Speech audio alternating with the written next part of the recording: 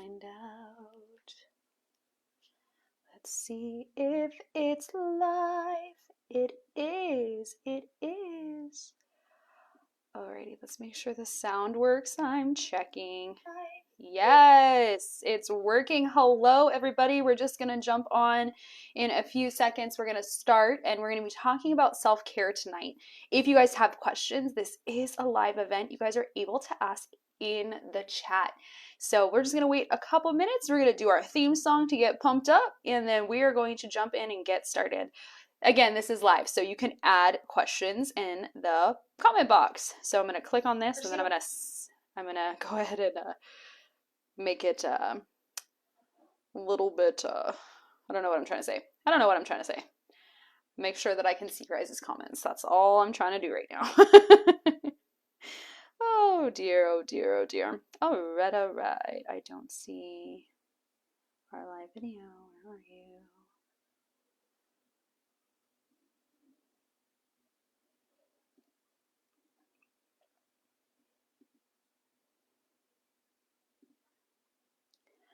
All right, and if you have comments, I want you guys to put them in the comment box.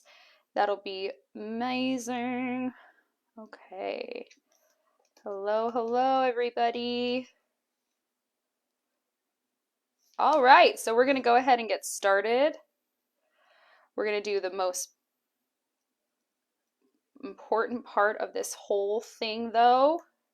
Here we go. Oh, it's still going.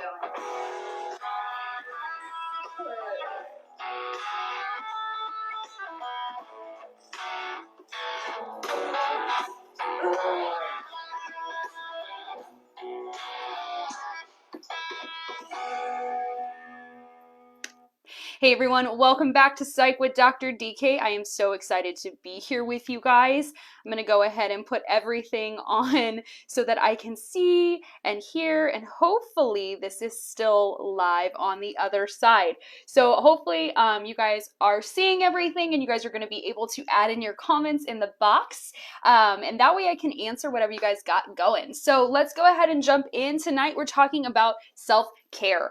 Why is it important, and why do we need it? So the mic is not plugged in, so it's just here for looks, but it's one of my favorite things. It's just a really nice mic, courtesy of my husband. He's letting me use it, and we love it. So one of the things to know about what self-care is how we take care of ourselves when we are feeling burned out. So my first question to you is, what is being burned out? What does that mean? Why is it important that we understand it? And how can we address a burnout culture? So one of the things to know about being burned out, it's when you're completely emotionally and mentally and physically exhausted. It doesn't matter how much sleep you get. It doesn't matter what you eat. It doesn't matter what you do. You're just always burned out. You're just feeling so tired all of the time. Burnout happens a lot. I think in America, at least, I have seen a lot of us who are always on the go. We're always working. Sometimes our jobs require a lot out of us, where it might be in school. We might have kids. We might have school schedules for them and sports schedules for them and all this other stuff and all of the things. And we're just a go, go, go 24/7, 7 days a week, 365 days a year. It's kind of like the Seasons of Love song from Rent, the 525,600 minutes. We're always on the go, and we're always burned out. And I think when we're starting to really recognize what burnout is, we have to start to look at what it is to understand that we have it or not. Sometimes we're just going to be stressed out, and we're going to be tired. Now, stress is just, we know it's putting that pressure on our body. Maybe it's emotionally stressed out, or maybe physically stressed out, or financially stressed out. We just feel that pressure of it's just so much to deal with. Now, when you have burnout is another extreme of mental and physical and emotional exhaustion and stress. It's long-term stress. So some of those things, you can feel tired. You might feel that you're having difficulty sleeping. Maybe you're having a hard time getting to sleep. And then maybe sometimes you're having a hard time staying asleep. A lot of people who are burned out and stressed have insomnia. I don't know why I said that weird. They might have high levels of anxiety and depression, and they might have a hard time keeping a routine and a schedule because they're just feeling stressed 100% of the time. So you have this experience with your appetite as well. Maybe you're overly eating, or maybe you're under eating, or maybe you just don't feel hungry, or maybe you feel hungry all the time. It's just your body's way of saying, I don't know what I need, but I need something. So then you also have some symptoms that maybe you're feeling burned out and you're starting to feel that you're having a lot of headaches, migraines, muscle pain, joint pain, and all of a sudden your body just seems like it's taking an attack. Everything is inflamed. You might have stomach problems. You might just feel tired all the time physically, but it's to a point that it's not just like you worked out a little bit, it's like you got hit by something. And then there's also emotional symptoms, which can include a lack of motivation. I'm reading off of a list here. Failure, fear of failure or loneliness, or maybe you're experiencing some doubt, and you're always second guessing yourself because you're just so unsure because you're unable to focus. And then there's also a dissatisfaction feeling within burnout. It doesn't matter what you do or how much you do or how little you do, you just never feel like you're satisfied with what you are accomplishing. And that is a severe sign of burnout. Now, some of the behavioral things that happen when we're burned out is social isolation. We're just so burned out. We're just so tired all the time that we're just like, you know what? I'm not going to hang out with people. I'm not going to, I'm just not going anywhere. I'm not doing anything. The things that I used to like doing, I hate doing now, or I don't want to, or I have little interest in all of that. And then you stop also with, with getting isolated, you stop hanging out with people, but then you stop taking care of yourself or your house. You might also see that you are lacking on getting to work on time or completing deadlines, and you're starting just to say, I'm done. Another form of a symptom for burnout is work outbursts. Just complete high level, someone says something, you yell, someone says something, you're angry, someone says something and maybe takes you off just a little bit, and then all of a sudden you're spiraling down this whole mountain of, I'm just so tired and I'm done. I'm so angry all the time. I don't know why. I just need out. Burnout, I think, has really, really happened more so now for a lot more people. Like, we were already pretty burned out before, and then COVID happened and more people got even more burned out. And you didn't think that that was possible, but there are these phases of burnout that tend to happen. Now, one of the phases of burnout is they consider it the honeymoon phase, where it's kind of like you're in and out of burnout, but you're not really in burnout, and it kind of feels good to go out and do things, and you're like, oh, I can accomplish things as I go, and then I kind of have a burnout spell, and then I'm back to the honeymoon phase where I'm enjoying things again. And that is kind of, that's why they call it the honeymoon phase, is just because it kind of is I just hit the mic. This is live, everybody. Typically what I would do is I would stop recording and I would start all over because I, can't hit the mic. But going back on topic, within the honeymoon phase, the reason that they're calling it the honeymoon phase is because you're kind of filtering in and out of the good and the bad, but you're still kind of just floating there, and you're like, oh, this is still good, and oh, there's a little bit, oh, but no, oh, but it's so new, and you're kind of, it's fine. You're not in a real traumatic burnout stage. You're not feeling all over the place kind of stage. It's kind of just in and out of a phase. So then you also have what's called the onset of stress phase. Let me say that again. Onset of stress phase. Now, this phase is the beginning, and it's usually the physical and mental signs start to populate up. You might be less focused, you might be less productive, and you might have some difficulty sleeping or completing tasks. You feel fatigue, maybe you start to feel that it's more difficult to sleep. So that phase is your onset of stress phase. That's another phase of the burnout. Then you go to chronic stress phase. Chronic stress phase becomes more persistent and chronic. It's not just every once in a while you're not able to get sleep. It's not every once in a while it's not deep sleep, or maybe it's just that one day you had anger outburst, or maybe you're just feeling emotional and then you rest and you're like, wow, I'm feeling a lot better. This is more of a chronic thing where it's almost every night you're not getting sleep. Week by week you're not getting sleep and you're just burned out to the core. So that's another stage of the burnout. Now, when you get to the burnout phase, now it's kind of funny because you're burned out in a burned out phase, and you're kind of like, what phase is that? It's where you're reaching your limit. You can't function as you normally would. So maybe you're starting to notice that your anxiety or your depression is getting so bad and your burnout is getting so bad that you can't even function. You'd rather just be sleeping. So that phase can be really dangerous because you start to obsess over certain things. You start to obsess at a certain point. You have extreme self-doubt. Like you won't even walk outside because you're like, if I go to work today, I'm just going to screw it all up. You can get chronic long-term headaches and long-term issues with your stomach or with maybe health-wise. And you just start to see that there's a lot of changes in you. And not only are you noticing, but your friends are noticing, your family is noticing, the people around you, they're just like, are you okay? Because you don't seem okay. You kind of seem just disconnected and you don't seem like you are ready to be here today. What can we do for you? That phase is more often a phase that burnout we start to notice as your community. So then you actually go into what's called habitual burnout phase. The habitual burnout phase, it is actually when it's untreated, it can be part of your everyday life and leads to the anxiety and the depression and all of that stuff. And it actually prevents you from doing your job. So now your everyday life is impacted, not just every once in a while. People aren't just noticing, like you're just not showing up anymore. So when we're in these different phases of our burnout, we can kind of fake it until we make it only to a certain point. Now, one of the things to know, if you're just joining in, you can put comments in the box and I will gladly answer them for you. I would love for you guys to leave your questions in there.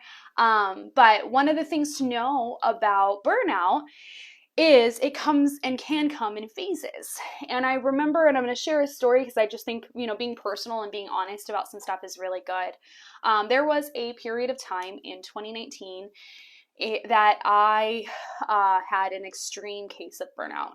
I had been working 80-hour work weeks. I had been going to school full time. I had 3 of my siblings and they were in school full time. And I was going from probably about 4 or 5 o'clock in the morning to about 1 o'clock in the morning. I was getting maybe roughly 3 to 4 hours of sleep a night. I was working full time, more than full time. Like I said, 80 hours, that's a long, long work week. I was working 7 days a week. I was traveling, I was doing all of the things, and it was really frustrating and hard. And I had a mental breakdown. I was experiencing high levels of depression and anxiety. I was having heart palpitations. My blood pressure was really, really high. I couldn't sit still. I was very just all over the place emotionally. I was angry all of the time. I was crying all of the time. I felt shocks coming throughout my body, just like felt like shock waves. It was really weird. I was eating and I was overeating and then I wasn't eating enough. So I was just all over. I was just a mess. And I went to the doctor and I was just getting anxiety medication because I was like, man, I haven't had to been on medication in 5 years. And all of a sudden now I am. And went to the doctor and she's like, you need to go on a work leave. Like your body is pushing itself to the point that you could have a stroke. And she was not joking. Like my blood pressure was high. My blood tests came back all wonky. My hormone it was imbalance. My hormones were in balance, and she just looked at me and she's like, if I let you go back to work, I'm not sure if you're going to first have a stroke or you're going to get into a car accident because of how much sleep you're losing. And she's like, you're not even coherent at this point of giving me information. Like you're not making sense. And I remember just bawling. I just lost it and started crying. And I was like, I just have so much anxiety and I just don't know what to do. And she's like, you need to go off of work for a little bit. So at first it was just 2 weeks that I was off of work, and then I went back and she's like, how are you feeling? And I was just like, I'm still feeling the same way. And then the second time I went back was 2 weeks later, and she's like, I'm going to put you on another month. And I was like, okay, and kind of felt a lot of shame about it. I felt like I was failing because I wasn't able to handle all the pressure of working full-time, being in school full-time, raising 3 kids by myself. And at that point, I had just gotten married. And so it was before that, but then right as I got married, this is what happened. And I just felt like a failure. And so, another month had passed, and then I went back to the doctor, and I think she put me on like another month leave. And then I went back to my job. And I had finally started to feel okay. I was like, oh my gosh, like I've been off for like maybe it was like a month and a half. I don't think it was 3 months, but it was like a month and a half that I was off of work. And I went back and I was like, I feel okay. I feel good. And then and the first day back to my job, they were like, okay, so we have all of this stuff ready for you. You're going to take on all of this stuff. And there was no slowing or easing back into it. It was just like, go, 80-hour work weeks. What are you doing Monday, Tuesday, Wednesday, Thursday, Friday, Saturday, Sunday? And I was just like, oh my gosh. So I realized that this environment was not conducive to my health. And so it was really important to make sure that I was taking care of myself emotionally, mentally, physically, and spiritually, and I needed to step away. So what I did was I started applying to jobs that were more local, that didn't involve as much travel, and I ended up moving to a different job, but I was still on burnout. So the burnout didn't just leave, it carried to the next position that I was in, and that position, even though I wasn't working 80 hours, I was working about 50 to 60 hours, which felt like a lot less. And I just remember, again, feeling really disappointed, feeling really, really bad and guilty for taking this time. And what I've realized is that during that time, I was not doing self-care at all. I had given up on eating healthy. I had given up on working out. I didn't have a routine that was healthy for me. I wasn't taking any rest days. I wasn't pouring back into myself emotionally and mentally. And physically. So what has happened was I was losing so much energy from my body, and my body was freaking out. So the self-care aspect, what it does is it helps promote some healthy boundaries within our life. So self-care, it helps you prevent health issues by taking care of yourself right now. So I had to relearn a lot of this during COVID because I forgot, and I started to get some of those same feelings back of like, from head to toe, I felt the shock waves coming in, and like it would go down my elbow, both my elbows, and then I would be sitting there and I'm like, oh my gosh, like it's this shock wave is flowing through my body, and like it was a really strange feeling. And then my anxiety was all over the place during COVID, and still was, and only the last 3 months has it started to feel better, to where my anxieties that was lasting literally 24 hours of just being on high, not being able to sleep, not being able to rest, then getting up the next day and having another panic attack, another anxiety attack, another depression spell. And it was just over the top. And so I went back, I got medication that I needed to get. But I realized what was needed was I needed to not be in a work environment of people just being like, I'm going to push you to the limit that I think I need you to go to, and not letting me rest. Like if I'm like, hey, I'm taking a day off, and they call me and they're like, hey, I know you had today off, but I need you to do these 10 things. That's not someone taking care of you. So I realized it was time for me to exit jobs like that. And so I did. And that's a part of self-care, is sometimes you have to look at your environment and say, is this an environment that is conducive to helping me have healthy boundaries? No.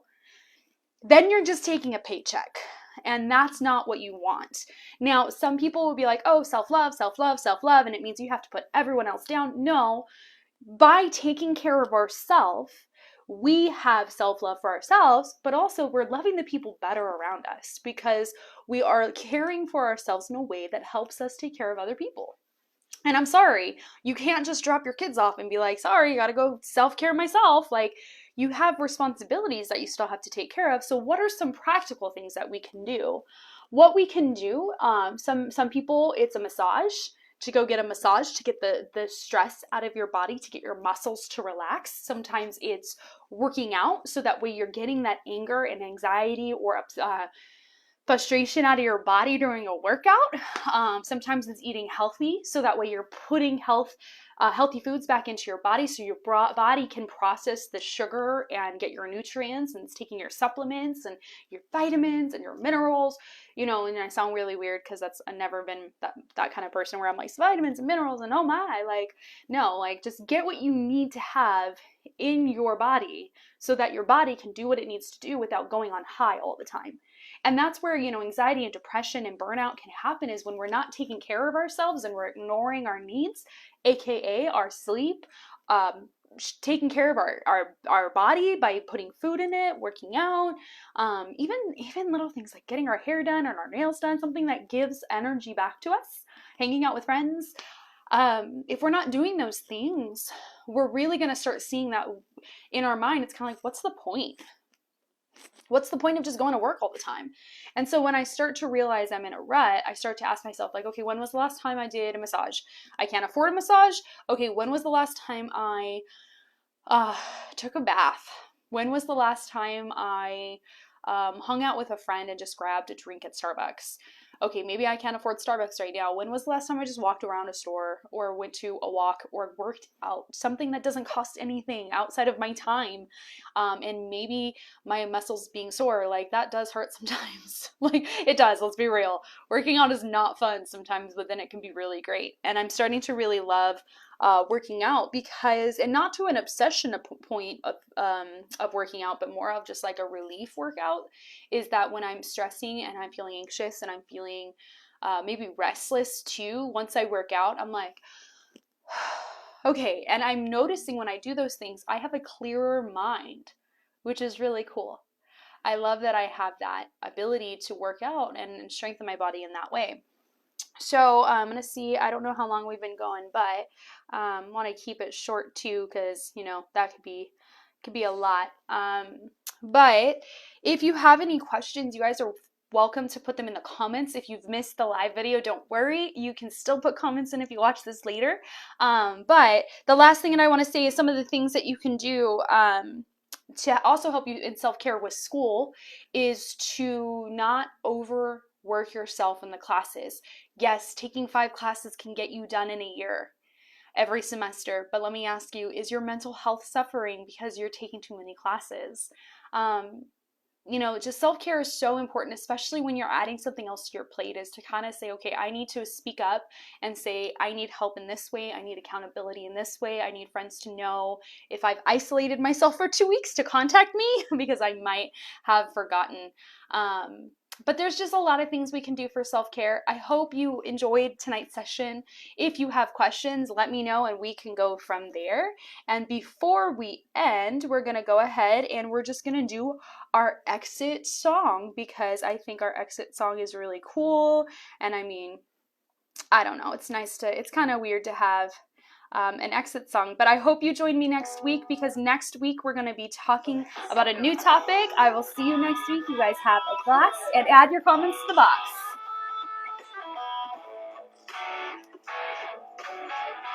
It's my favorite song. Woo! Catch you guys next week.